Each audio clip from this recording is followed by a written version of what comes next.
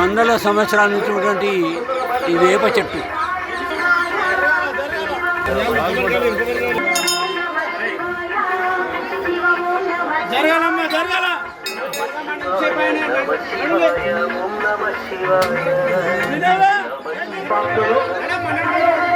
నమస్కారం.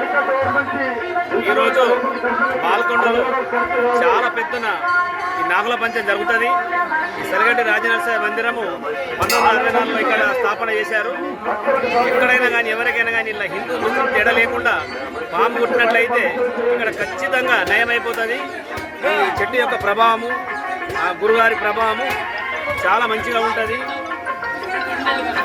6వ తారీఖు 4వ నెల రోజు ఈ స్థాపన జరిగింది. చాలా పెద్ద ఎత్తున ఇక్కడికి చుట్టుపక్కల ప్రజలంతా వస్తారు. చుట్టుపక్కల ప్రజలు పక్క జిల్లాల నుంచి కూడా చాలా పెద్ద మొత్తంలో భక్తులు వస్తుంటారు. ఈరోజు ఇక్కడ సుమారు 6 నుంచి 8 కుంటల వరకు 7-8 కుంటల వరకు బియ్యం కూడా అన్నదానం సత్రం జరుగుతుంది. చాలా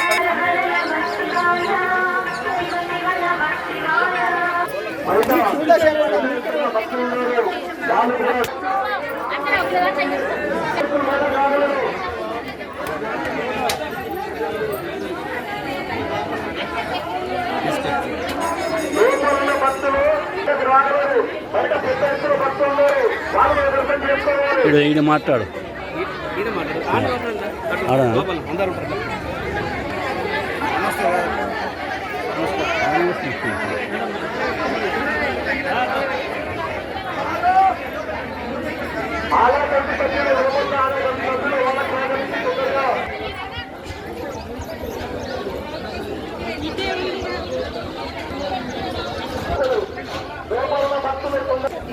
అక్కడ రండి.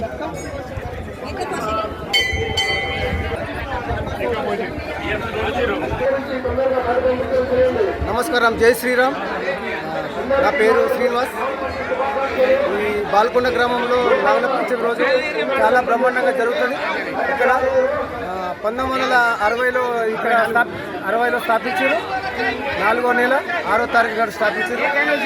ఇప్పుడు ఇక్కడ ఎవరైనా పాముకిన పుడితే కాటేస్తే ఇక్కడ ఈ వ్యాపారం తినిపిస్తే చాలా మంచిగా అవుతుంది. అంటే నయం అవుతుంది. ఏమైనా ఉన్న ప్రాబ్లం ఉన్నా కానీ నయం అవుతుంది. ఇక్కడ చాలామంది పెద్ద మొత్తంలో చాలామంది వచ్చి ఇక్కడ జాతర మాదిరిగా జరుపుకొని అన్నప్రసాదం కూడా జరుగుతుంది. అందరికి అయ్యవారి దీవెనలు ఉంటాయి. అండ్ మళ్ళీ అందరు బాగుండాలని కోరుకుంటున్నాం. చుట్టుపక్కల గ్రామాల ప్రజలు చాలా మంది పెద్ద ఎత్తున వస్తారు. ఇక్కడికి అన్నదానం ఉంటుంది. 10 కుంటల దాకా అన్నదానం చేస్తారు. పెద్ద వేల సంఖ్యలో. ఈరోజు నాగుల పంచమి పాల్కొండలో చాలా పెద్ద జాతర. చుట్టుపక్కల పబ్లిక్ అంతా ఈరోజు ఇక్కడికి అయ్యగారి దర్శనం కోసం వస్తుంటారు.